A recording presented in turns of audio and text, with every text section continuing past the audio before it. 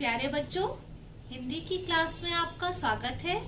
आज हम लोग रस के बारे में पढ़ेंगे। बच्चों, पहले रस की परिभाषा पढ़ लेते हैं। रस का शाब्दिक अर्थ आनंद होता है। काव्य को पढ़ने, सुनने या नाटक को देखने से जो पाठक, श्रोता अथवा दर्शक को आनंद प्राप्त होता है वह रस कहलाता है। अब तुम समझो, किसी भी कविता को पढ़ने से या सुनने से या किसी नाटक को देखने से या फिर किसी पिक्चर को भी देखने से जो आनंद की प्राप्ति होती है वो ही काव्य में, साहित्य में वो रस कहलाता है। रस के 4 अंग माने गए हैं। स्थायी भाव, स्थायी का मतलब तुम समझ ही रहे हो, परमानेंट।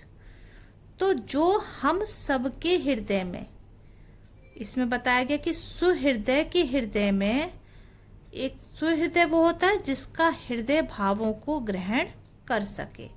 एक तरह से हम सबके हृदय में ही स्थायी भाव बिल्कुल स्थायी रूप से विद्यमान रहते हैं और हर रस का एक स्थायी भाव होता है।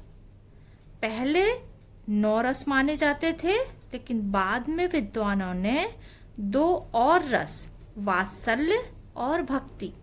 वात्सल्य होता है बच्चों के प्रति, छोटों के प्रति प्रेम, और भक्ति तो आप लोग जानते ही हैं, इसमें सम्मिलित कर लिए गए। इस प्रकार 11 रस हो गए और उनके 11 ही स्थायी भाव हो गए। दूसरा अंग है विभाव। विभाव का मतलब है जिस कारण से स्थायी भाव जागृत होता है वह विभाव कहलाता है। एक तरह से ये समझो कि जैसे हम सब बैठे हुए हैं और अचानक कोई हमारे सामने जोकर आ जाए और वो तरह तरह की हरकत करे तो हम सबको हंसी आने लगेगी। तो वो जो हास्य स्थायी भाव था, हास्य रस का, वो हमारे सबके अंदर विद्यमान था, इसलिए ही हम सबको हंसी आने लगी। अब विभाव क्या है? जिस कारण से स्थायी भाव जागृत होता है। किस कारण से जागृत हुआ? किस कारण से हमको हंसी आई? जोकर को देखकर। तो फिर जोकर विभाव कहलाएगा। ये भी 2 प्रकार के होते हैं, एक आलंबन विभाव और दूसरा उद्दीपन विभाव। आलंबन विभाव वो होता है जिसके कारण रस उत्पन्न होता है। जैसे जो मैं उदाहरण तुम लोग को जोकर का बता रही थी, जोकर को देखकर हंसी आई है, जोकर को देखकर हास्य रस उत्पन्न हुआ है, इसलिए जोकर क्या हुआ? आलंबन विभाव हुआ। और जिसके हृदय में ये रस उत्पन्न होता है वो आश्रय कहलाता है। मतलब हम सबको हंसी आ रही है तो हम सब आश्रय हो गए। कविता में भी यही बात होगी, जिसके हृदय में रस उत्पन्न होगा वो आश्रय कहलाएगा और जिसको देखकर उत्पन्न होगा वो आलंबन कहलाएगा। जब हम आगे और रस पढ़ेंगे तो आप लोगों को और अच्छी तरह से ये बात समझ में आ जाएगी। दूसरा है उद्दीपन विभाव। उद्दीपन का अर्थ होता है बढ़ाना, अर्थात जो बातें आश्रय के मन में रस के भाव को बढ़ाती हैं वो उद्दीपन विभाव कहलाती हैं।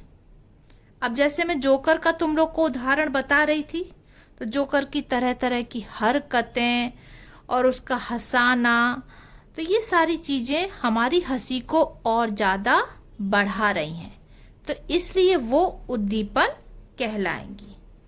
अनुभाव, अनुभाव होते हैं स्थायी भाव के जागृत होने पर आश्रय जो अपने शरीर में चेष्टाएं करता है। तो अब जो आश्रय चेष्टाएं करता है, मतलब जिसके अंदर रस उत्पन्न हुआ है, तो वो जो हरकत करेगा अपने शरीर से, तो वो कहलाते हैं अनुभाव। साधारण शब्दों में इसको हम समझ सकते हैं कि जैसे हमको जोकर को देखकर हंसी आई तो ये हमारे अनुभव हुए। इसी प्रकार अगर मान लो हमारे सामने शेर आ गया तो उसको देखकर हमारे मन में भय उत्पन्न हो जाए, रोंगटे खड़े हो जाए, हम कांपने लगे, तो ये हमारे अनुभव हुए। हर रस के अलग अलग अनुभव होते हैं, क्योंकि हर रस के उत्पन्न होने पर आश्रय मतलब जिसके अंदर वो रस उत्पन्न हुआ है वो अलग तरह की शारीरिक चेष्टाएं करता है। संचारी या व्यावचारी भाव, आश्रय के मन में उठने वाले अस्थिर मनोविकारों को संचारी भाव कहते हैं। ये मनोविकार पानी के बुलबुलों की तरह बनते और मिटते रहते हैं। आश्रय फिर वही जो मैंने तुमको बताया, जिसके मन में रस उत्पन्न हो तो उसके मन में जो विचार बार बार आते रहते हैं वो संचारी या व्यावचारी भाव कहलाते हैं। एक ही संचारी भाव अनेक रसों में हो सकता है और इसकी संख्या 33 मानी गई है। बच्चों, ये रस की परिभाषा, ये आलंबन, उद्दीपन, ये अंग कभी पेपर में अलग से नहीं पूछे जाते। ये जब आप रस बताएंगे, जो 9 रस हैं, उसमें जो तुम्हारे कोर्स में है, जो मैं आगे के वीडियो में तुम लोग को पढ़ाऊंगी, उसके लिए समझने के लिए ये बहुत ज़्यादा ज़रूरी है कि ये सारे अंग कौन से होते हैं, तभी आप आगे के जो रस हैं उनको ठीक प्रकार से पढ़ सकेंगे। इसलिए इनको समझना बहुत ज़रूरी है।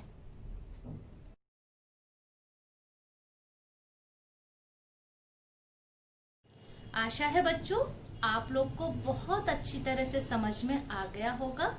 यदि आपको कुछ पूछना हो तो आप मुझे कमेंट कर सकते हैं। और हाँ बच्चों, इसको सब्सक्राइब जरूर कर लीजिए, क्योंकि आगे आने वाले वीडियो भी फिर आपको आसानी से मिलते रहेंगे। धन्यवाद।